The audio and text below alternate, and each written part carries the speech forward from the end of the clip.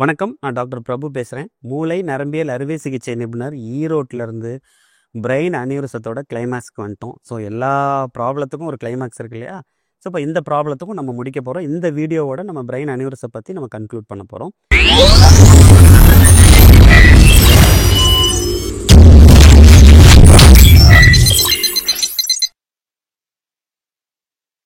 Conclude பண்ணுறதுக்கு முன்னாடி ஒரு சின்ன சின்ன விஷயங்கள் நான் உங்ககிட்ட சொல்லணும். இந்த பிரெயின் அனியூரிசத்தோட ஒரு முக்கியமான ஒரு காம்ப்ளிகேஷனை பற்றி நம்ம டிஸ்கஸ் பண்ணாமல் இருக்கோம். அதுதான் ரீப்ளீட் அப்படின்னு சொல்லக்கூடியது. என்னென்னா, இப்போ இந்த பேஷண்ட் வந்து ப்ளீட் ஆகி ஹாஸ்பிட்டல் வந்துட்டாங்கன்னா, அந்த வந்த முதல் 3 மணி நேரத்திலேயே இந்த கசிவு வந்து திருப்பியும் ப்ளீட் ஆகிறதுக்கு வாய்ப்பு இருக்குது. அதே மாதிரி முதல் 24 ஹவர்ஸில் ஒன்ஸ் ப்ளீட் ஆச்சுன்னா, ஒரு தடவை அந்த வீக் ஸ்பாட் ப்ளீட் ஆயிடுச்சுன்னா, முதல் நாளில் வந்து ப்ளீட் ஆகிறதுக்கு 5% வாய்ப்பு இருக்குது.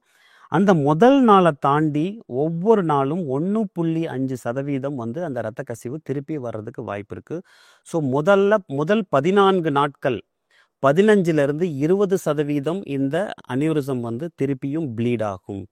ஸோ அதனால ஹாஸ்பிட்டல் வந்துட்டோன்னு மட்டும் நினச்சி நம்ம வந்து வேலை முடிஞ்சிருச்சுன்னு நினைக்க வேண்டாம். இது வந்து திருப்பியும் ப்ளீட் ஆச்சுன்னா பேஷண்ட்டோட கண்டிஷன் இன்னமும் மோசமாகிறதுக்கு வாய்ப்பு இருக்குது.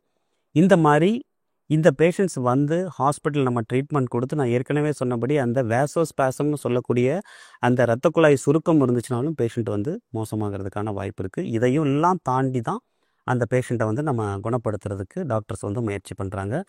இது கூடவே இப்போ என்னென்னா, இந்த இரத்த கசிவு வந்து அந்த ரத்தம் அந்த மூளையில் இருக்கிற நீர் போகிற பாதையை போய் அந்த நீரோட சேர்ந்து அந்த நீர் போகிற பாதையை அடைச்சிக்கிட்டுனா ஹைட்ரோகெஃபாலஸ், அதாவது மூளையில் வந்து நீர் அடைச்சிக்கிற அந்த பிரச்சனை வர்றதுக்கு வாய்ப்பு இருக்குது.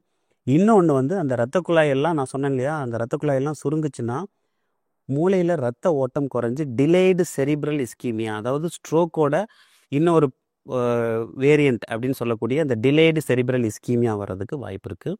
அப்புறம் இந்த பேஷண்ட்டுக்கு வந்து உப்பு சத்து மாறுறதுக்கு வாய்ப்பு இருக்குது. இந்த மாதிரி மூளையில் வந்து இரத்த கசிவாச்சுன்னா நிறைய உப்பு சத்து வந்து வேஸ்ட் ஆகும். அதான் செரிப்ரல் சால்ட் வேஸ்டிங் அப்படின்னு சொல்லுவோம். அந்த மாதிரி உப்பு சத்து மாறிச்சுனாலும் பேஷண்ட்டோட கண்டிஷன் குறையிறதுக்கு வாய்ப்பு இருக்குது. ஸோ இந்த மாதிரி நிறைய பிரச்சனைகள் வந்து அந்த ஒவ்வொரு பிரச்சனையும் நம்ம ட்ரீட் பண்ணி தான் நம்ம வந்து அந்த பேஷண்ட்டை வந்து சரி பண்ணக்கூடிய வாய்ப்புகளை ஏற்படுத்தணும். இன்னொரு முக்கியமான விஷயம், நான் ஏற்கனவே உங்கள்கிட்ட சொன்னேன் இல்லையா, ஸ்கேன் பார்க்கும்போது வேறு ஏதோ ஒரு பிரச்சனைனால ஒரு ஸ்கேன் பார்த்து அந்த பிரச்சனையில் வந்து இந்த அனியூரிசம் கண்டுபிடிக்கிறோம் அப்படின்னா, அந்த அனியூரிசம் இன்னும் ரப்சர் ஆகலை, உள்ளே வந்து இருக்குதுன்னு அர்த்தம். அப்படி இருக்கும்போது அவங்களுக்கு நம்ம எப்படி ட்ரீட்மெண்ட் கொடுக்குறது அப்படின்னு பார்த்தீங்கன்னா, 5 மில்லிமீட்டருக்கு கீழே அந்த அனியூரிசம், அன்ரப்சர்டு அனியூரிசம் 5 மில்லிமீட்டருக்கு கீழே இருந்துச்சுன்னா அது ரப்சர் ஆகிறதுக்கு கொஞ்சம் வாய்ப்பு குறைவு தான். அதை வந்து நம்ம சீரியல் ஸ்கேன், சிடி ஆன்ஜியோவோ இல்லை டிஎஸ்ஏன்னு சொல்லக்கூடிய டைரக்ட் ஆன்ஜியோவோ இல்லை எம்ஆர் ஆன்ஜியோவோ ஏதோ ஒன்று ஃப்ரீக்வெண்ட்டாக ஒரு 6 மாதமோ இல்லை 1 இயரோ நம்ம பண்ணி அந்த அனியூரிசம் வளருதா, அது வந்து சைஸில் இன்னும் பெருசாகுதா அப்படிங்கிறது, அந்த க்ரோத் ரேட்டுன்னு சொல்லுவோம் பார்த்தீங்களா, அதை வந்து நம்ம பார்க்கணும். இன்னொன்று வந்து ரிஸ்க் ஆஃப் ரப்சர், அந்த அனியூரிசம் வந்து ரப்சர் ஆகிறதுக்கு வாய்ப்பு இருக்கா, ஏன்னா இது வந்து அன்ரப்சர்டு, அதாவது இன்னும் வெடிக்காமல் இருக்குது. அது வளர்கிறதுக்கான வாய்ப்பையும் அது வெடிக்கிறதுக்கான வாய்ப்பும் இருக்காங்கிறத நம்ம கண்டுபிடிக்கணும். ஜென்ரலாக இந்த அனியூரிசம் வந்து 5 மில்லிமீட்டருக்கு கீழே இருந்துச்சுன்னா ஸ்மால் அப்படின்னு சொல்லுவோம். 5 to 7 மில்லிமீட்டர் சைஸில் இருந்தாலும் ஸ்மால்னு தான் சொல்லுவோம்.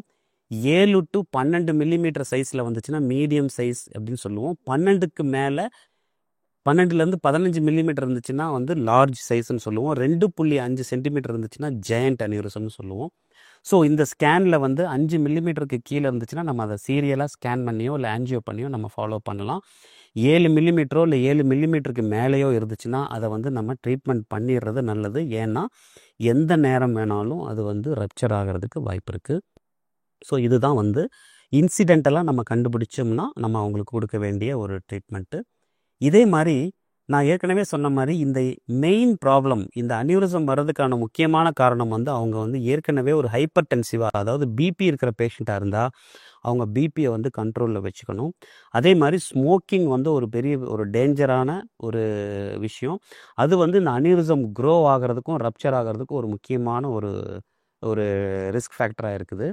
அதே மாதிரி இந்த மாதிரி அனியூரிசம் வந்து சைஸில் வந்து 7 மில்லிமீட்டருக்கு பெருசாக இருந்தால் அதுக்கு நம்ம வந்து ட்ரீட்மெண்ட் கொடுக்குற மாதிரி ஒரு இது இருக்குது. சில நேரம் ரேஸ் அப்படின்னு சொல்லக்கூடிய பாப்புலேஷன். இப்போ நீங்கள் ஜப்பான்காரங்களை பார்த்தீங்கன்னா அவங்களுக்கு வந்து ஜென்ரலாக இந்த மாதிரி அனியூரிசம் நிறைய பேத்துக்கு அவங்களுக்கு இருக்கும். அதே மாதிரி ஃபின்லாண்டில் இருக்கவங்களுக்கு வந்து இந்த அனியூரிசம் வந்து எக்கச்சக்கமாக இருக்கிறதுக்கு வாய்ப்பு இருக்குது. இந்த மாதிரி ரேஸ் பேஸ்லேயும் வந்து இந்த அனியூரிசம் வந்து ட்ரீட் பண்ணுறதுக்கு நம்ம முயற்சி செய்யணும். அதே மாதிரி 60 வயசுக்கு மேலே இருக்கிறவங்களுக்கு வந்து சடன் ஆன்செட் ஹெட்டேக், திடீர்னு ஒரு ஹெட்டேக் வருதுன்னா கண்டிப்பாக அவங்கள வந்து மருத்துவமனைக்கு கூட்டிகிட்டு போய் நம்ம வந்து இந்த ஆன்ஜியோ வந்து சிடி ஆன்ஜியோ அட்லீஸ்ட் நம்ம பண்ணி ஏதாவது அனியூரிசம், அதுவும் குறிப்பாக அவங்க வந்து ஸ்மோக்கராகவோ இல்லை ஹைப்பர் டென்சிவாவோ இருந்தாங்கன்னா அவங்களுக்கு வந்து நாம் வந்து இந்த ஆன்ஜியோ பண்ணி அனியூரிசம் இருக்காங்கிறத பார்த்துக்கணும். அதே மாதிரி கஞ்செனிட்டல் ப்ராப்ளம், நான் பிறவிலே சொன்னேன் பார்த்தீங்களா, அந்த அடல்ட் பாலிசிஸ்டிக் கிட்னி டிசீஸ் ஏடிபிகேடி அப்படின்னு சொல்லக்கூடிய பிரச்சனையோ இல்லை எக்லர் டான்லோஸ் சின்ட்ரோம் இல்லை மார்ஃபன் சின்ட்ரோம், இந்த மாதிரி ப்ராப்ளம் இருக்கவங்கலாம் வந்து கண்டிப்பாக அனியூரிசம் இருக்காங்கிறத செக் பண்ணிக்கணும். அதே மாதிரி ஒன்றுக்கும் மேற்பட்ட அனியூரிசம் ஒருத்தருக்கு இருக்குன்னா அதுவும் நம்ம ரொம்ப கவனமாக, முக்கியமான ஒரு அனியூரிசத்தை நம்ம ட்ரீட் பண்ணிட்டு மற்ற அனியூரிசத்தை வந்து நம்ம சீரியல் ஆன்ஜியோவோ இல்லை கரெக்டான ஒரு மெடிக்கல் இன்வெஸ்டிகேட் பண்ணி அவங்கள வந்து நம்ம கவனிச்சுக்கணும். இதெல்லாம் ரொம்ப ரொம்ப முக்கியமாக நம்ம பார்த்துக்கக்கூடிய ஒரு விஷயங்கள்.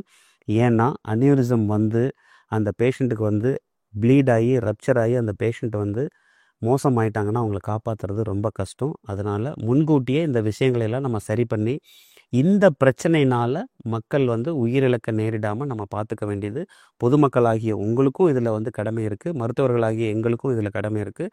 நீங்கள் எல்லோரும் இதை கரெக்டாக ஃபாலோ பண்ணி உங்களுக்கு இந்த பிரச்சனை வராமல் தடுத்து நல்லா வாழணுங்கிறத என்னோட வேண்டுகோள். நன்றி, வணக்கம்.